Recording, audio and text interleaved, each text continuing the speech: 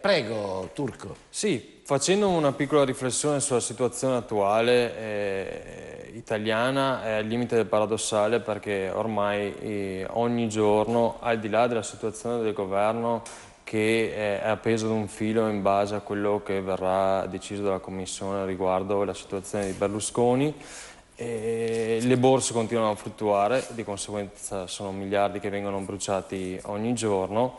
Io dico, Indipendenza Veneta è un programma che sta portando avanti ormai da 1 anno e mezzo, e il Veneto ha le potenzialità per diventare uno Stato autonomo come può essere Singapore. È assurdo oggi vedere migliaia di laureati trentenni, venticinquenni dover andare in Carinzia a lavorare o andare in Svizzera o emigrare per poter lavorare, in quanto qui non si trova proprio posto.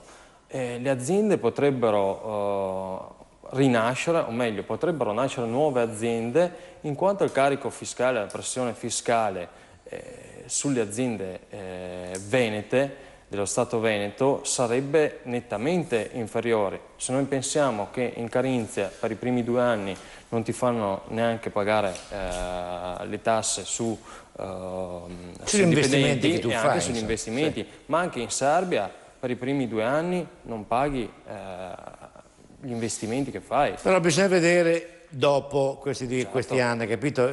Questa è una cosa comunque... Intanto lavorano... Intanto abbiamo la sicurezza che andando avanti così di sicuro non ci sarà una ripresa.